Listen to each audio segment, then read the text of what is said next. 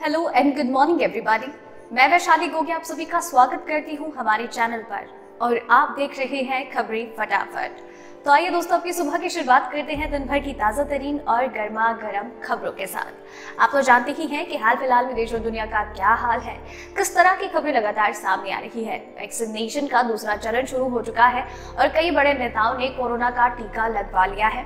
तो साथ ही में फ्रंटलाइन वर्कर्स और स्वास्थ्य कर्मियों में भी कोरोना टीकाकरण अभी भी लगाया जा रहा है। और इन सब के अलावा भी केसेस की बढ़ती रफ्तार और इसके अलावा बढ़ती महंगाई और नए कानूनों के 1 अप्रैल से लागू होने को लेकर बहुत सारी खबरें और अपडेट्स हैं, जिनके बारे में हम आपको आगे इस वीडियो में बताएंगे।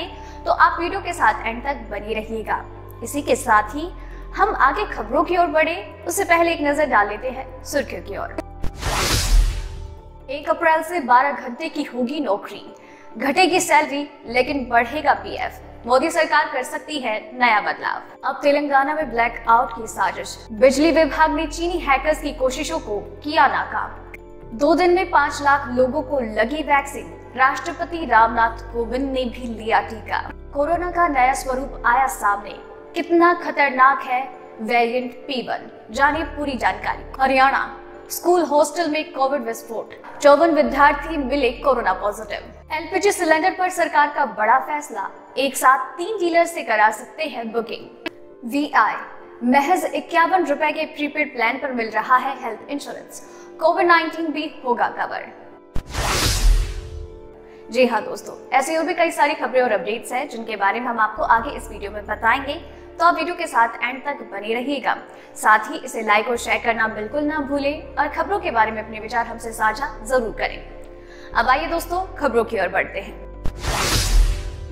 देश में कोरोना मरीजों की रफ्तार तेजी से बढ़ रही है। 22 राज्यों के 140 जिलों में कोरोना का ग्राफ ऊपर चढ़ा है। सबसे ज्यादा महाराष्ट्र के सभी 36 जिले प्रभावित हैं। इसके अलावा केरल के 9, तमिलनाडु के 7, पंजाब और गुजरात के 6 जिले इनमें शामिल हैं। पिछले 24 घंटे में देश भर में कोरोना के 14,989 नए मरीज बढ़े। मंगलवार को 98 मरीजों की मौत हुई, जबकि 13,123 लोग रिकवर हुए। देश में अब तक कोरोना के 1,11,39,516 केस हो चुके हैं। देश में अब तक 1,57,346 लोगों की जान भी जा चुकी है। वहीं 1,08,12,044 लोग इस वायरस को मात दे चुके हैं।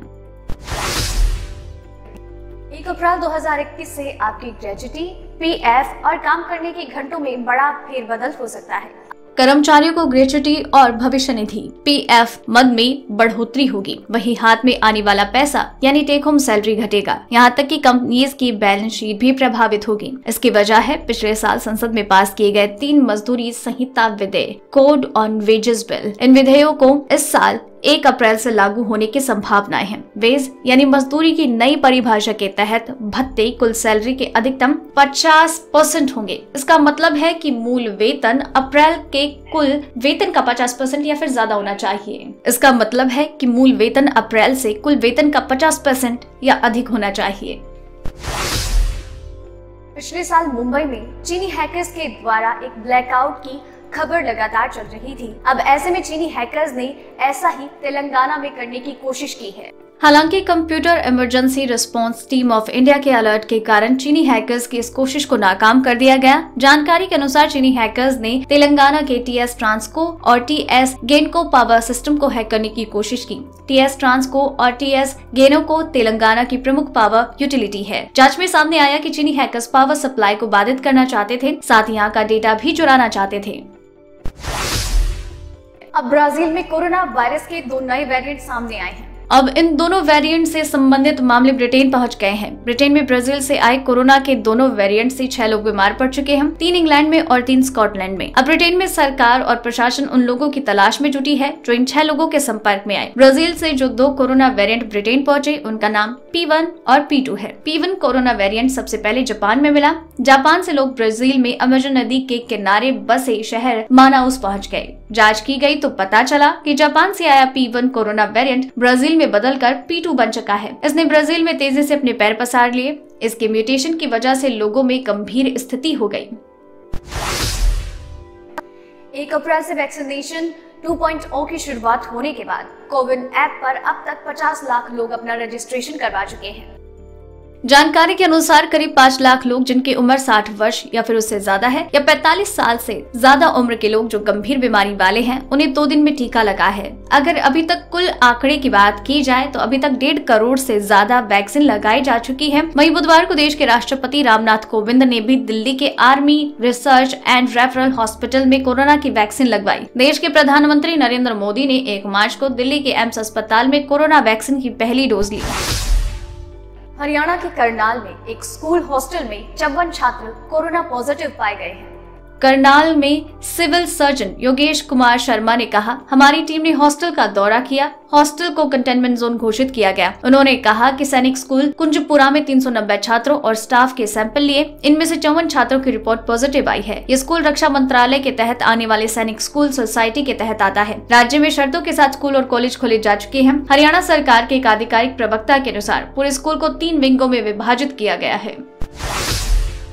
सरकारी तेल companies Indian oil, Bharat petroleum और हिंदुस्तान पेट्रोलियम ने पेट्रोल और डीजल के दाम में किसी भी प्रकार का कोई बदलाव नहीं किया है।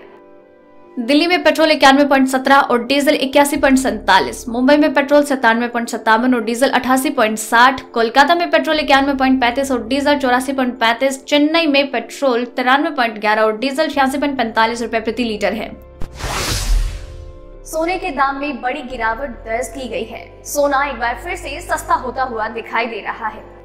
सोना पिछले कुछ महीनों में लगातार सस्ता हुआ। हफ्ते की शुरुआत में ट्रेंडिंग में कुछ मजबूती दिखी, लेकिन अब सोने में बड़ी गिरावट आई। अंतर्राष्ट्रीय बाजारों में कमजोरी के रुख और रुपयों के मूल्य में सुधार दर्ज होने के कारण दिल्ली में मंगलवार को सोने के भाव 679 रुपए की गिरावट के साथ 44,760 रुपए प्रति 10 ग्राम रह गया। वहीं चांदी भी 1,847 रुपए लुढ़क कर 67,073 रुपए प्रति किलोग्राम रह गई, जो पिछले कारोबारी सत्र में 68,990 रुपए प्रति किलोग्राम पर बंद हुआ था। प्रधानमंत्री उज्ज्वला योजना का दायरा और बढ़ा दिया गया है। तेल सचिव तरुण कपूर ने बताया कि अगले 2 साल में 1 करोड़ फ्री कनेक्शन बांटने का काम किया जाएगा। सरकार की कोशिश है कि उज्ज्वला योजना के जरिए हर घर तक सिलेंडर पहुंचाया जाए। इसके लिए कम दस्तावेज में भी लोगों को कनेक्शन दिया जाएगा। सरकार का दावा है कि बिना निवास प्रमाण पत्र के भी कनेक्शन दिए जाएंगे। सरकार का कहना है कि अभी जो सब्सिडी चल रही है उससे कनेक्शन बांटने का काम आसानी से पूरा हो जाएगा। प्रधानमंत्री उज्ज्वला योजना से अब तक 8 करोड़ से ज्यादा लोगों को फ्री कनेक्शन दिया जा चुका है।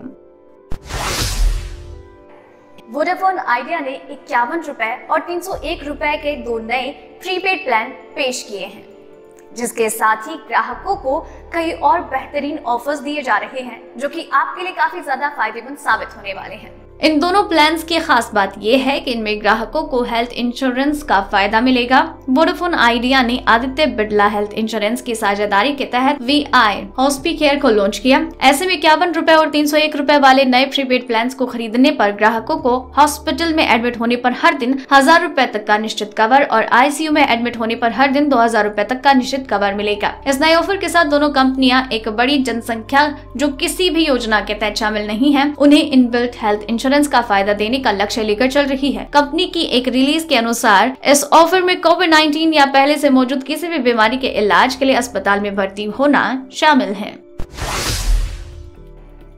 तो दोस्तों, आज की इस वीडियो में बस इतना ही। खबरों का ये सिलसिला यही खत्म करते हैं, लेकिन आप तक खबरें यूं ही लगातार पहुंचाते रहेंगे। आप बस चैनल के साथ बने रहिए और चैनल को सब्सक्राइब कर लीजिए।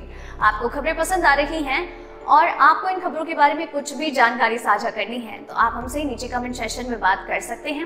वीडियो पसंद आ रही है तो इसे लाइक और शेयर जरूर कीजिएगा, लेकिन साथ ही में आप अपना नाम मेंशन करना बिल्कुल ना भूलें।